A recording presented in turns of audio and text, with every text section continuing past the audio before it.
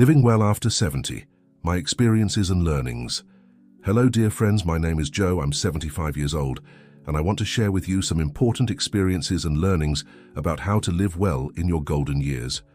Throughout all these years, I've learned a lot about health, well-being, and the importance of taking care of ourselves. Shall we talk about it? 1. My experience with knee pain. I remember it like it was yesterday. I was on my usual morning walk in the park near my house, something I had been doing for years, when I felt a sharp pain in my right knee. It was an autumn morning, and dry leaves covered the sidewalk of the park, where I had been walking for over a decade. At first I thought about ignoring it. After all, I had always been very active and didn't want to slow down. Since I was young, when I worked as a mailman, I learned the importance of staying in motion. But my son Jack, always attentive and concerned, noticed my discomfort when he saw me limping slightly during our traditional Sunday visit. He insisted that I see a doctor despite my initial resistance. "Dad," he said, "prevention is better than cure. You always taught us that." It was the right decision. At the hospital, Dr. Thompson, an orthopedist specializing in geriatrics, explained something very interesting to me. Our cartilage, which is like a cushion that protects our joints, wears down over time. It's like the sole of a shoe that gets thinner the more it's used. He used an analogy I never forgot. Imagine a car tire, Mr. Joe. With time and use, it wears down. It doesn't mean we need to stop driving, but rather that we need to be more careful with maintenance. During the consultation, we did several tests, including X-rays and an MRI. The doctor showed me exactly where the wear was on the images and explained that this was common in people our age, especially those who, like me, had had an active professional life. "Mr. Joe," he said, "you don't need to stop walking, but we're going to adapt your routine." That's when I learned a valuable lesson. It's not because we age that we should stop moving, but rather that we should be smarter about how we exercise. The doctor introduced me to a physiotherapist, Dr. Roberts, who taught me specific exercises to strengthen the muscles around the knee without overloading the joint. I also started doing water aerobics 3 times a week at the neighborhood gym. At first, I admit I felt a little embarrassed. After all, I was the only man in the class, but the ladies in the water aerobics class welcomed me with such warmth that I soon felt at home. Mrs. Johnson, one of the oldest participants, always joked that I was the heartthrob of the class, which made everyone laugh and made the classes more fun. The combination of physiotherapy, water aerobics, and more moderate walks worked wonders. In about 3 months, the pain had decreased significantly. More importantly, I learned to listen to my body. Today, I know when I can push myself a little more and when I need to slow down. 2. Understanding our body. After 70, as the years go by, our body changes, and this is as natural as the sun rising every morning. It's like an old house. It needs more maintenance, more care, and attention to details. When I turned 70, my granddaughter Emily asked me why I had so many pills on my nightstand. That's when I realized I needed to understand these changes better, to explain not only to her but mainly to myself. Embracing aging our genetics is like a cake recipe we inherit from our family. Some of us have a recipe that makes us age more slowly, others more quickly. My grandmother lived to be 98, lucid and active until the end. She always said, "Joe, take care of your body as if it were your best friend." I remember a revealing consultation with Dr. Martinez, a geriatrician who has been following me for 5 years. She took out a photo album she keeps in her office and showed me images of young and aged cells. "See, Mr. Joe," she explained, "our cells are like small factories. Over time, some parts of these factories start to work more slowly. Others need more maintenance. The immune system also changes. It's like an army that over time needs more reinforcements.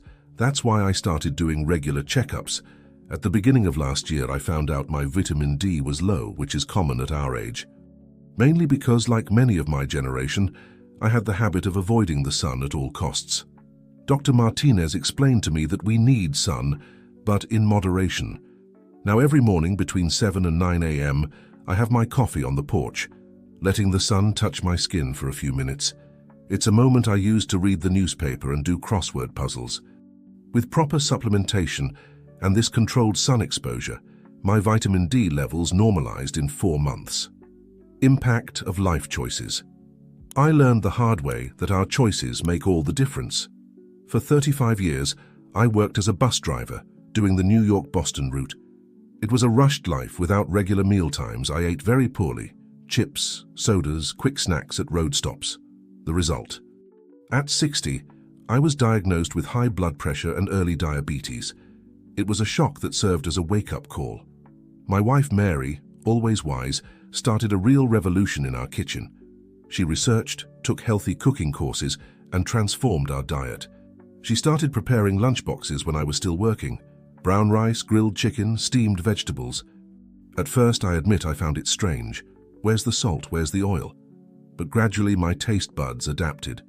We switched from soda to water with lemon, from chips to fruits and nuts. Mary started making a green juice every morning, kale with apple and ginger. At first I would make a face just looking at that green liquid, but today I can't live without it. In 6 months, my tests were already showing significant improvement. The importance of mental well-being. One thing I noticed is that many of us seniors want to maintain our independence at all costs. I was like that myself. I didn't want to bother anyone. I tried to solve everything on my own. When I retired, I spent almost 6 months practically isolated at home. I watched television all day, barely talked to the neighbors. It was my daughter Anna who noticed the signs of depression. She signed me up, almost by force, at the neighborhood community center. At first, I went reluctantly, but that's where my life completely changed. I met Mr. Wilson, a former history teacher, who became my domino partner on Wednesday afternoons. Our games are true history lessons. He always has a historical curiosity to share between one play and another. I also met Mrs. Clark, an 82-year-old lady with enviable energy. She taught me how to care for orchids, and now my porch is a small hanging garden. Each flower that opens is a new joy.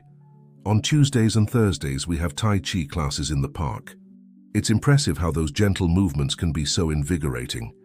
The community center also offers lectures on mental health. It was in one of these that I learned about the importance of keeping the mind active. I started doing crossword puzzles, learned to play Sudoku on the tablet my grandchildren gave me, and even ventured into watercolor painting classes. My first attempts looked more like colorful stains than paintings, but the teacher always said that the important thing was to express feelings, not create masterpieces. 3. The benefits of walking. That I discovered. Even after the scare with my knee, I didn't give up walking, I just adapted it. And I want to share with you the wonderful benefits I feel. As my physiotherapist, Dr. Roberts, says, "Movement is life, Mr. Joe. We just need to find the right rhythm." Heart health. My story with high blood pressure began about 15 years ago. The numbers were always high, 160 over 100, sometimes even higher. I was taking medication but didn't see much improvement. It was when I started walking regularly that things changed. At first, I could barely make 2 laps around the block without getting out of breath. I remember a specific morning when I met Mrs. Baker, my 82-year-old neighbor, walking with more energy than me. It was a wake-up moment. She told me she had been walking for 20 years, every day religiously. I started accompanying her on walks. She taught me the right pace. If you can talk while walking, you're at the ideal pace, she would say. Over time, I noticed that I could climb stairs more easily. I wasn't as tired when playing with my grandchildren. And best of all, my blood pressure started to stabilize. At my last appointment with the cardiologist, Dr. Johnson, he reduced my blood pressure medication dose. "It's as if each step was a small massage on the heart," he explained. "Regular walking strengthens the heart muscle and improves circulation in a way that no medication can do alone. Stronger muscles and bones." 3 years ago, when my grandson Peter was born, I could barely hold him in my arms for more than 5 minutes. My arms would tire quickly and my back would hurt. It was a sad moment. What grandfather doesn't want to play with his grandson? In physiotherapy, I learned that it wasn't just a matter of age, but of physical conditioning. Dr. Roberts taught me simple exercises I could do at home. Squats supported by a chair, wall push-ups, and of course walks. "Every step you take is a stimulus for your bones to stay strong," he explained. I also started doing exercises with small weights, always under guidance. At first I used cans of peas as weights. Today I have a set of small dumbbells that I use 3 times a week. The difference is impressive. Not only can I hold my grandson more easily, but I can also carry groceries without problems. Better digestion. This is a subject that many are ashamed to talk about, but it's important. For years I suffered from constipation. I took various types of laxatives, but nothing solved the problem definitively. The change began when I combined walks with a diet richer in fiber. My wife Mary started including more fruits and vegetables in our meals, and I started walking right after breakfast. It's impressive how movement helps. As my gastroenterologist Dr. Williams says, exercise is like a natural massage for your intestines. Today, I maintain a regular routine. I wake up at 7 a.m., drink a glass of warm water with lemon, take my 40-minute walk, and then have a hearty breakfast with fruits and whole grains. The result? I no longer need any medication for my intestines to work. Metabolism and immunity. Since I started walking regularly, I noticed impressive changes in my body. First, that little belly that stubbornly refused to go away started to decrease. Not that I got an athlete's body, far from it, but I lost 11 pounds in 6 months, without doing any radical diet. Even more impressive was the change in my immunity. Before, a slight breeze was enough for me to catch a cold. Now, even in winter, I can maintain my routine without problems. Of course, I bundle up well and avoid walking in very cold hours, but my resistance has increased considerably. My diabetes is also more controlled. At the last appointment with the endocrinologist, Dr. Brown, she was impressed with my tests. Mr. Joe, your glycated hemoglobin is great. Keep it up with the walks. They are fundamental to control blood sugar. Sleep quality. This benefit was a wonderful surprise. For years, I suffered from insomnia. I spent hours tossing and turning in bed, got up several times during the night and woke up tired. I tried various sleeping pills, but I didn't like how I felt the next day, always dizzy and with the feeling of being packaged. When I started walking regularly in the morning, the change was gradual but significant. First, I noticed that I was able to sleep earlier. The good tiredness from exercise made me want to go to bed around 10 p.m.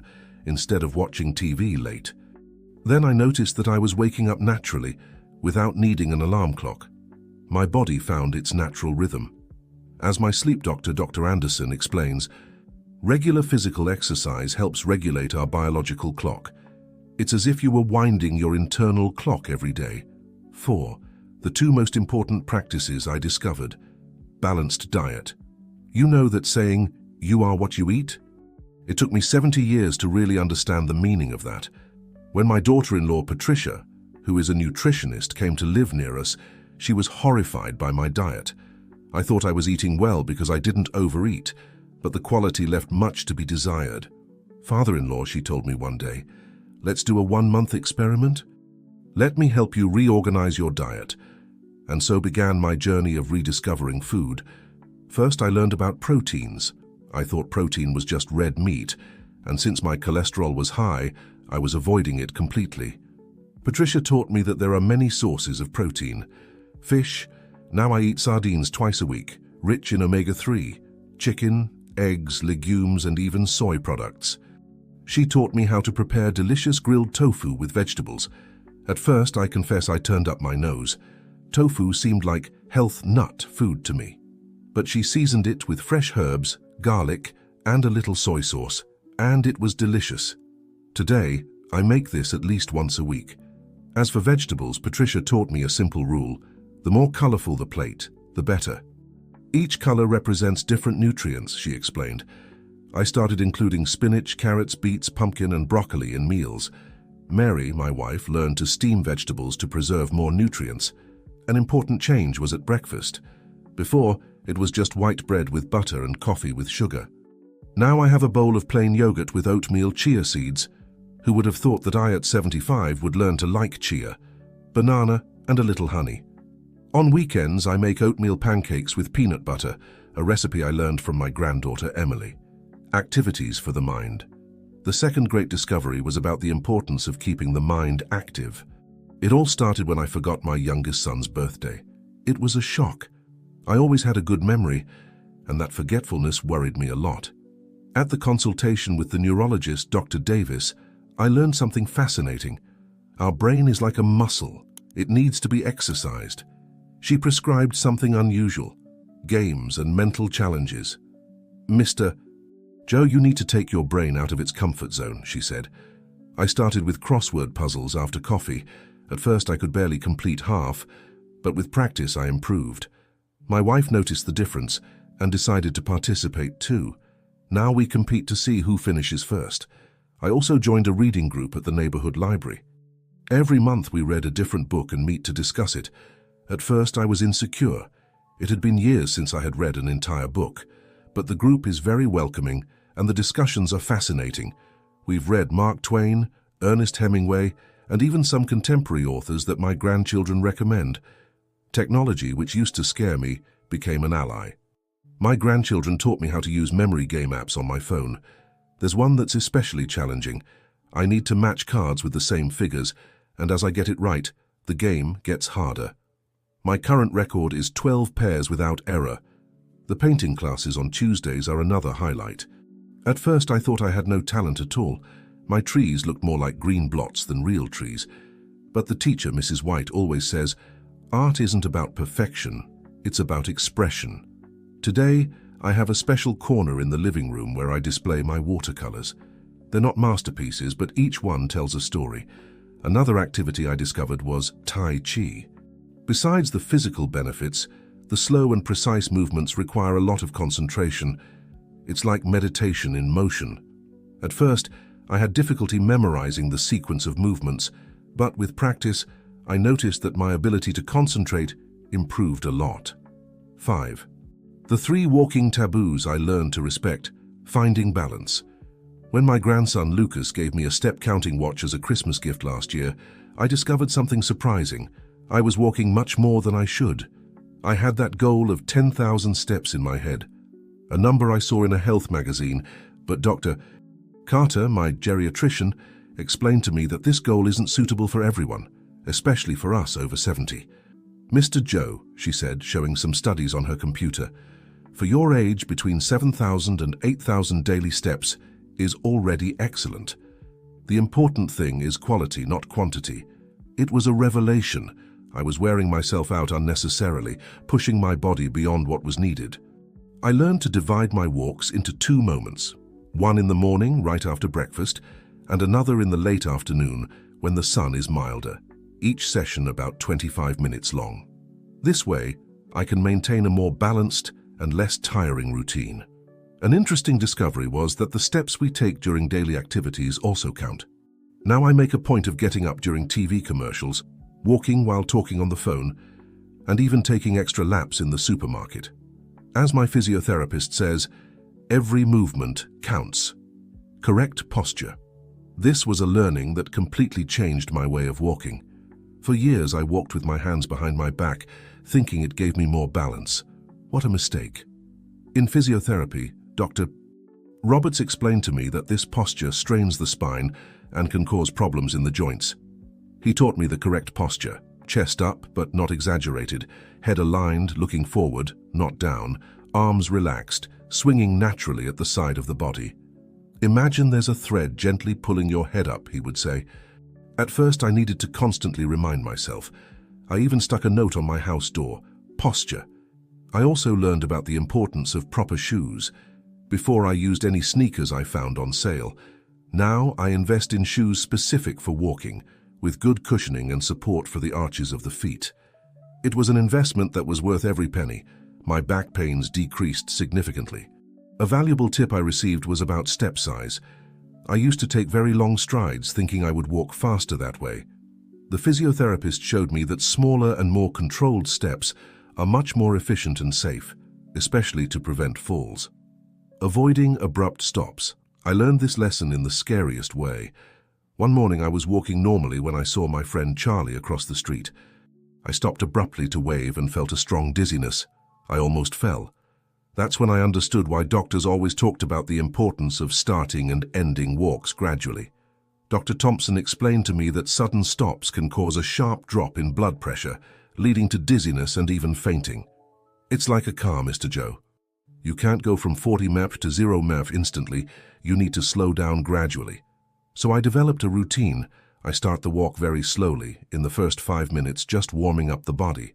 I gradually increase the pace until I reach my comfort speed. In the last 5 minutes, I progressively slow down the pace. It's like a song, it has an introduction, development, and ending. To keep the pace, I use a technique I learned from my walking group. I choose songs with different speeds. I start with something calmer, like The Sound of Silence, move on to more upbeat songs in the middle of the walk, and end again with something calmer. My grandkids even help me create a special playlist on my phone. 6. Dealing with financial and medical issues. This is a part of life that many don't like to talk about, but it's fundamental. After I retired, every penny counted even more. One of the first things I learned was the importance of organizing health expenses, which are not few. I created a simple system, a folder with dividers for each type of medical expense. In one section, I keep all prescriptions and test results. In another, I keep a small notebook where I write down the prices of medicines in different pharmacies. I discovered, for example, that the blood pressure medication I use has a price variation of up to 30% between one pharmacy and another. I also learned about the discount programs from laboratories. My cardiologist referred me to a program where I get my medications with a 40% discount. To get this benefit, I just needed to register with my social security number and present the medical prescription.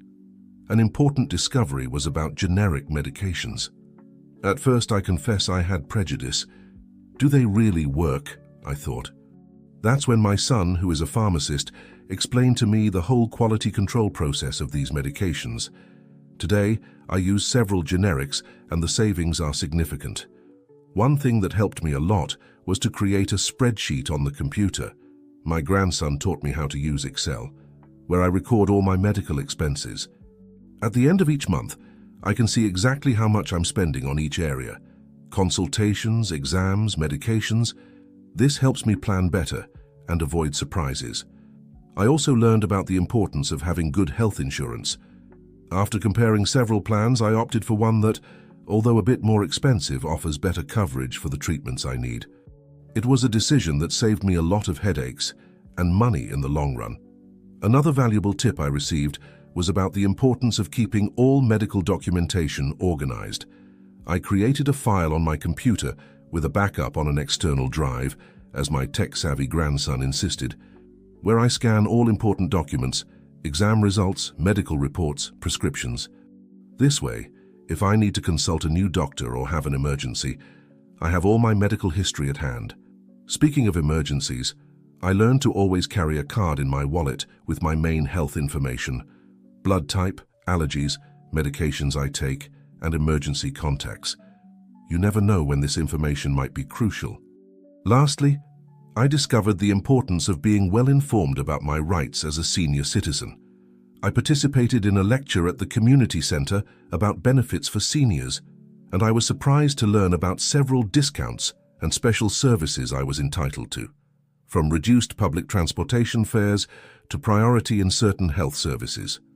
All these learnings have not only helped me take better care of my health, but have also given me more peace of mind. Knowing that I have my finances and medical issues under control allows me to enjoy my golden years with much more tranquility and joy.